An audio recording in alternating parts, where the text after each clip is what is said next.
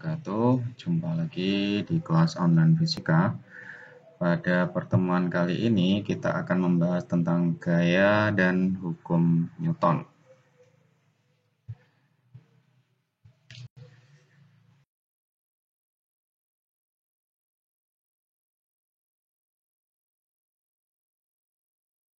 Mulai dari pengertian gaya.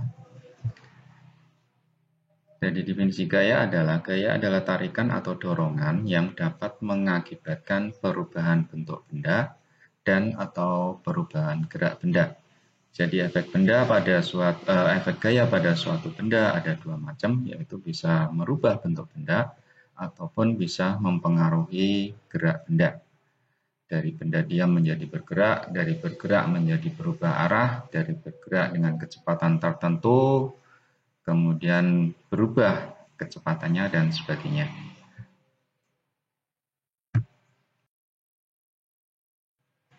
Berikutnya adalah jenis gaya. Dilihat dari kontak gaya dengan benda yang dikenai gaya, maka gaya bisa kita bedakan menjadi dua, yaitu gaya kontak. Gaya kontak adalah gaya yang terjadi ketika terjadi kontak langsung antara benda dengan gaya atau kontak langsung antara gaya dengan benda yang dikenai gaya. Contohnya adalah dorongan tangan, gaya normal, gaya gesek, gaya tegangan tali. Jadi harus ada kontak antara gaya dengan benda yang dikenai gaya. Yang kedua adalah gaya non-kontak, yaitu gaya yang bisa bekerja terhadap suatu benda walaupun tidak terjadi kontak fisik secara langsung. Contohnya adalah gaya gravitasi, gaya magnet, gaya listrik, dan sebagainya. Berikutnya adalah macam-macam gaya. Ada beberapa gaya yang akan kita bahas pada pokok bahasan ini. Yang pertama adalah gaya gravitasi atau gaya berat. Gaya gravitasi atau gaya berat muncul karena adanya massa benda. Jadi setiap benda yang bermassa tentu akan mempunyai gaya berat atau gaya gravitasi. Besarnya gaya gravitasi dapat dituliskan W sama dengan M kali G, di mana besarnya gaya gravitasi sama dengan massa dikalikan dengan percepatan gravitasi yang dialami benda. Kemudian arah gaya gravitasi selalu menuju ke pusat massa benda. Dan berikut ini kita akan mempelajari tentang cara menggambarkan vektor gaya gravitasi. Yang perlu diingat adalah bahwa gaya gravitasi akan selalu mengarah ke pusat massa benda. Nah, maka untuk benda yang berada di bidang datar, maka gayanya akan selalu tegak lurus bidang menuju ke bawah atau menuju ke pusat bumi. Kemudian untuk bidang miring, gaya gravitasi juga akan tetap menuju ke pusat bumi, sehingga arahnya akan menjadi seperti ini, termasuk untuk benda yang berada pada bidang vertikal, maka gaya gravitasinya juga akan sama seperti ini. Gaya yang kedua adalah gaya normal. Gaya normal adalah gaya yang muncul karena adanya dua permukaan yang bersentuhan atau bersinggungan. Arah gaya normal selalu tegak lurus bidang sentuh, sehingga gambar vektor gaya normal adalah sebagai berikut. Pada bidang datar, arah gaya normalnya selalu tegak lurus pantai dan mengarah ke atas. Pada bidang miring, arah gaya normal juga selalu tegak lurus bidang dan mengarah ke atas atau ke arah benda. Begitu juga dengan bidang vertikal, maka gaya normalnya akan tegak lurus dengan bidang vertikalnya. Berikutnya adalah gaya tegangan tali. Gaya tegangan tali muncul ketika ada tali yang sedang meregang atau menegang. Arah gaya tegangan tali selalu berimbit dengan tali dan mempunyai dua arah yang saling bertolak belakang, tergantung dari mana kita mengamatinya. Gambar vektor gaya dari tegangan tali ini adalah sebagai berikut. Untuk benda yang kita gantungkan, maka gaya tegangan tali akan berada di tali dan mengarah ke atas maupun ke bawah. Nah, arah atas dan bawah ini bisa kita tentukan berdasarkan analisa gaya yang kita buat. Ketika analisa gayanya menggunakan balok, maka arah gaya tegangan talinya ke atas, dan ketika analisis gayanya kita terapkan pada langit-langit, maka arah tegangan talinya ke bawah. Untuk gaya yang tegangan tali yang bekerja pada tali yang berada di bidang miring seperti berikut, dan terakhir adalah seperti ini. Berikutnya tentang gaya gesek. Gaya gesek atau kita sebut dengan gesekan adalah gaya yang muncul karena adanya dua permukaan yang bersinggungan dan terjadi gerak atau kecenderungan gerak relatif antar kedua permukaannya. Arah gaya gesek selalu sejajar bidang singgung dan berlawanan dengan arah gerak atau kecenderungan gerak benda. Untuk vektor gaya gesek bisa kita gambarkan seperti ini. Jadi ketika ada balok berada di atas bidang datar, kemudian balok kita dorong ke kanan, sehingga dia mempunyai kecenderungan gerak ke kanan atau sudah bergerak ke kanan, maka gaya geseknya akan mengarah ke kiri. Dan gambarnya adalah seperti pada gambar berikut ini. Pada bidang miring, kita lihat balok ini punya kecenderungan untuk turun ke bawah, maka gaya geseknya adalah ke atas, seperti itu. Demikian juga ketika ada balok nempel pada bidang vertikal, maka balok ini mempunyai gaya berat sehingga mempunyai kecenderungan untuk bergerak ke bawah, sehingga gaya geseknya mengarah ke atas.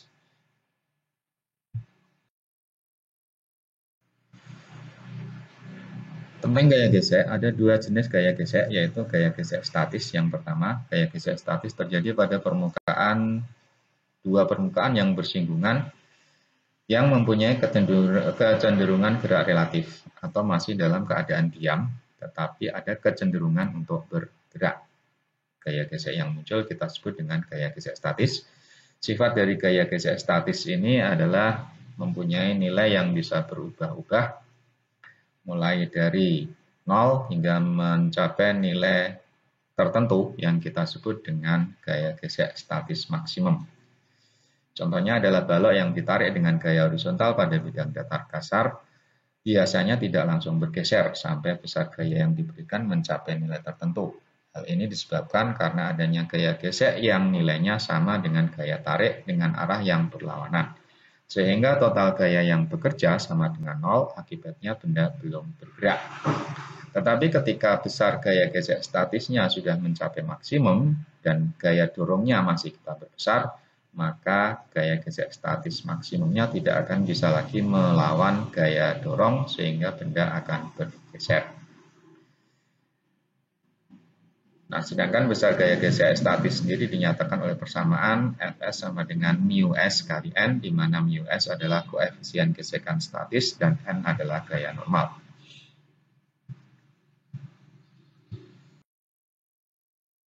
Berikutnya adalah gaya gesek kinetik, yaitu gaya gesek yang terjadi pada dua permukaan bersinggungan yang sudah mengalami gerak relatif atau bergerak relatif.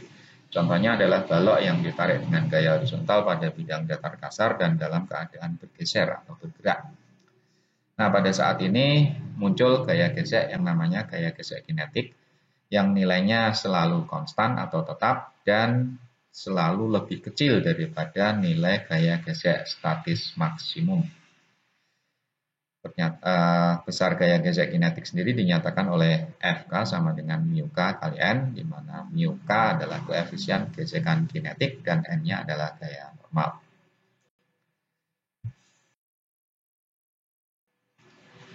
Baik, sekarang kita akan coba menerapkan gaya-gaya tersebut pada sebuah benda, atau kita akan melakukan identifikasi gaya yang bekerja pada suatu benda.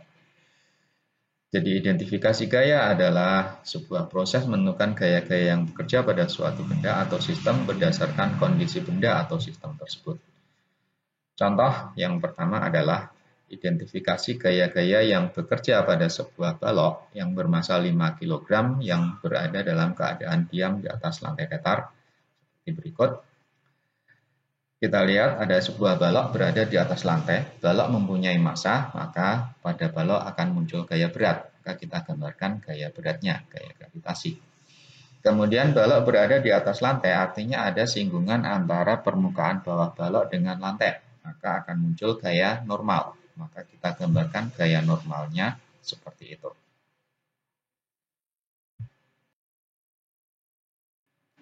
Contoh yang kedua adalah identifikasi gaya-gaya yang bekerja pada sebuah balok bermassa 5 kg yang digantung pada seutas tali.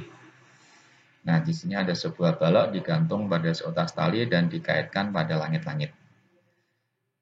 Kembali kita lihat balok mempunyai massa, maka dia akan mempunyai gaya gravitasi. Kemudian digantung, maka dia akan mempunyai gaya tekanan tali. Itu. Sehingga gaya yang muncul pada sistem ini adalah gaya berat dan gaya tegangan tali. Berikutnya, contoh yang ketiga adalah identifikasi gaya-gaya yang bekerja pada sebuah balok bermassa 5 kg yang diam tergantung pada seutas tali dan menempel pada dinding pada salah satu bidang di sampingnya. Gambarnya adalah seperti ini. Maka gaya yang muncul yang pertama adalah gaya gravitasi karena balok punya massa. Kemudian gaya normal karena ada singgungan antara bidang samping balok dengan dinding. Dan yang ketiga adalah gaya tegangan tali karena ada tali yang meregang akibat digantungkan balok pada tali tersebut. Berikutnya, contoh yang keempat adalah identifikasi gaya yang bekerja pada sebuah balok bermassa 5 kg yang ditarik dengan sebuah gaya horizontal sebesar F di atas sebuah bidang datar kasar dalam keadaan diam. Nah, seperti ini. Kita lihat ada balok di atas bidang datar kasar, kemudian kita lihat gaya yang bekerja. Yang pertama adalah gaya berat karena dia mempunyai massa, kemudian ada gaya normal karena ada dua permukaan yang bersinggungan antara bidang dasar balok dan lantai. Kemudian ada gaya tarik tadi, gaya horizontal sebesar F. Dan karena bidang lantainya kasar, maka akan muncul gaya gesek, yaitu Fs. Jadi ada 4 gaya yang bekerja di sini. Dan karena dalam keadaan diam, maka total gayanya sama dengan 0. Berikutnya kita akan bahas tentang hukum Newton 1 atau sering disebut dengan hukum inersia atau hukum kelembaman. Bunyi dari hukum 1 Newton adalah jika total gaya yang bekerja pada suatu sistem sama dengan 0, maka benda atau sistem akan berada dalam keadaan lembam atau inert atau keadaan setimbang translasi. Jadi keadaan lembam, inert atau setimbang translasi adalah keadaan di mana suatu benda dalam keadaan diam atau dalam keadaan bergerak lurus beraturan. Jadi yang perlu kita ingat, benda dalam keadaan lembam adalah bisa berada dalam keadaan diam ataupun bisa juga dalam keadaan bergerak lurus beraturan.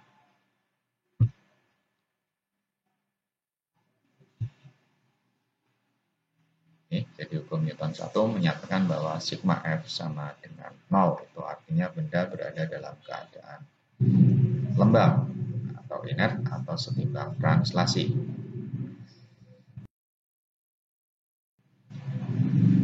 Baik, kembali kita lakukan sebuah analisa gaya dan kita aplikasikan pada hukum Newton 1. Analisa gaya adalah proses identifikasi gaya-gaya yang bekerja pada suatu benda atau sistem yang dilanjutkan dengan identifikasi resultan gaya sehingga dapat dihasilkan persamaan Newton dari gaya-gaya yang bekerja pada benda atau sistem tersebut. Contohnya adalah seperti ini. Hitung besar gaya normal yang bekerja pada sebuah balok bermassa 5 kg yang diam di atas lantai datar. Baik, pertama kita lakukan analisa gaya. Jadi pada sistem ini ada dua gaya, yaitu gaya berat dan gaya normal. Karena bendanya diam, maka total gayanya adalah sama dengan 0. Sehingga kita dapatkan, kita jumlahkan vektor gayanya, ada W dan ada N. Karena arahnya berlawanan, maka tandanya juga berlawanan. W positif dan N-nya negatif, sehingga W min N sama dengan 0. Atau besar W akan sama dengan N. Nah, W sendiri sama dengan M kali G, sehingga N sama dengan M kali G. Maka nilai gaya normalnya bisa kita hitung, yaitu sebesar 50 Newton.